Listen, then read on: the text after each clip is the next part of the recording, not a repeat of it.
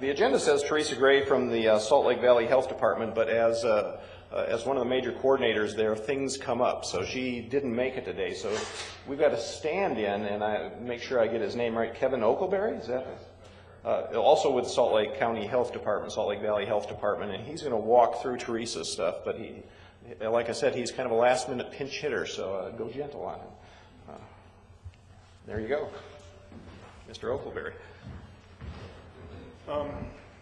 As he said, I'm kind of a stand-in right now, so a little bit haven't been through this presentation much.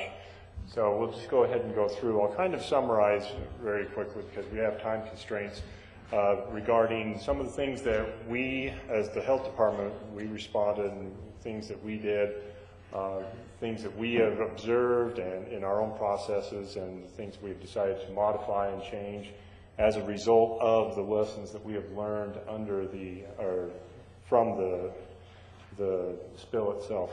How do I advance? Just this? Up and down, yeah. Up and down, okay. And this is just an overview of path of Red Butte Creek, kind of showing where we have some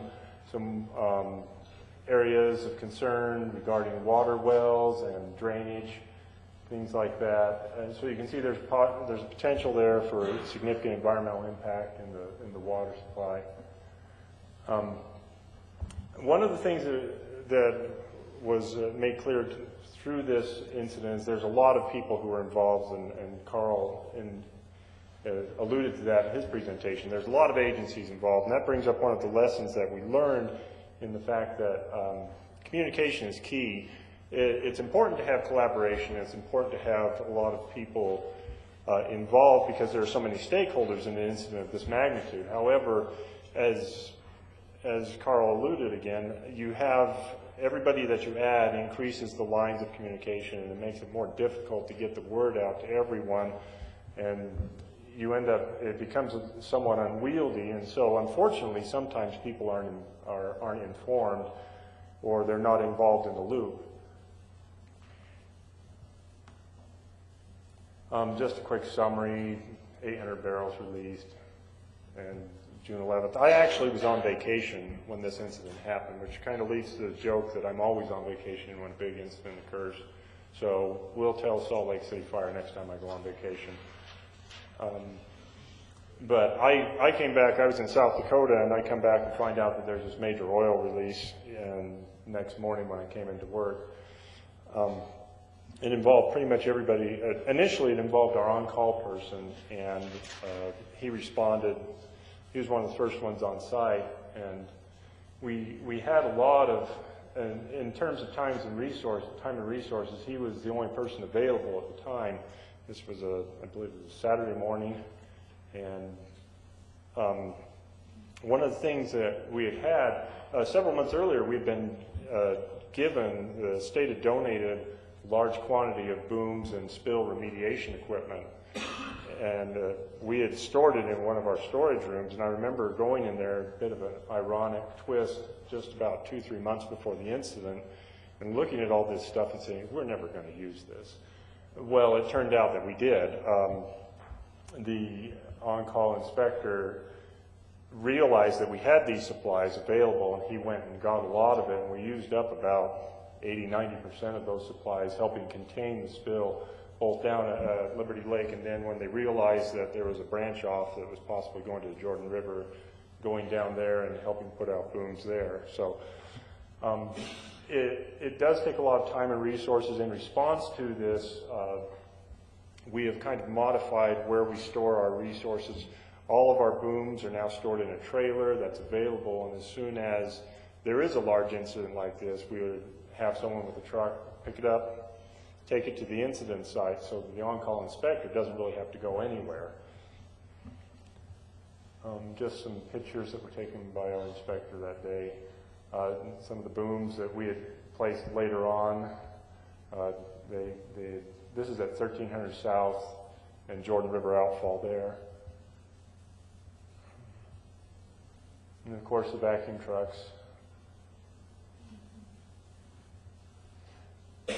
Some of the lessons that we did incorporate, though, in regards to the resources and it's kind of a small lesson, but last year we had a small oil spill on Little Cottonwood Creek, and when the call came in to me, I was the on-call inspector that weekend. It was Memorial Day weekend, and I immediately thought, oh boy, here we go again.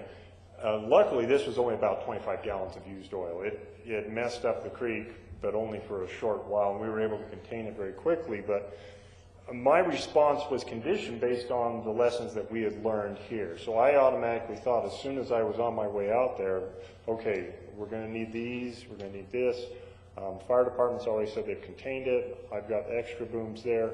So because of the incident, I had kind of a mental plan available, and we've fleshed out those plans. We're in the process of working on a guidebook for our emergency responders where everything that we've learned is kind of kept in a single location. But I was able to flesh out these plans on the way to the incident, and that helped in that response, although admittedly it was much, much, much smaller than the Red Butte Creek. Just a view of the pipe dam. A lot of these slides are just pictures that we've seen already. There were some lessons learned. Obviously, the unified command and the communications. Then the air monitoring and things such as that were part of the process, or need to be part of the process. And then some of the elements of incident command. And then there were some things that really went right. Once again, the decision, Liberty Lake was intended to be just a runoff lake. Nobody ever thought it would be used to contain an oil spill, but it did an excellent job of doing that. Big deconstruction, obviously, their abilities to help the initial containment with their heavy machinery, that made a huge difference. Salt Lake City Fire and Public Utilities was able to tell us exactly where these pipes were going. The booms and some of the other, also cooler temperatures was a factor as well, which helped kind of slow the oil down, didn't allow it to spread as quickly. Some of the other, and this is down on the Jordan River where we were helping stretch some booms there. Chevron, they provided a tremendous amount of expertise, and we were able to learn a lot about how to place booms on the river from the Chevron people. That helped us a lot. As I said, in our incident in Little Cottonwood Creek, we were kind of knew right off what we needed to do. Some of the things about communicating, when we closed off the river, we noticed that people, they tended not to read signs, especially if they had a lot of words on them. So we just went on simple things like river's closed, this is the last takeout. We didn't try and explain a lot of things because, the internet abbreviation TLDR, too long, didn't read. That applies to a lot of warning signs. People don't bother reading them. And then later on, we participated in some of the assessments. And a SCAT assessment is just briefly a shoreline cleanup assessment team. It's, just goes through and identifies areas of contamination along water courses, beaches, etc. And we were able to participate in this, and it helps determine exactly where the priority is and where the resources need to go for cleanup.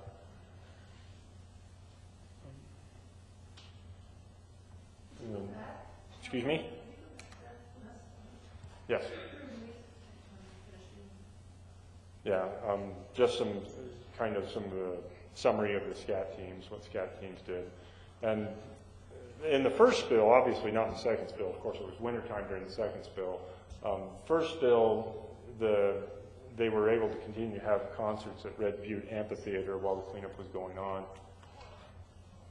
And then just some pictures from the SCAT team doing the assessment. And that's pretty much it for my presentation. Right, thank you. All right.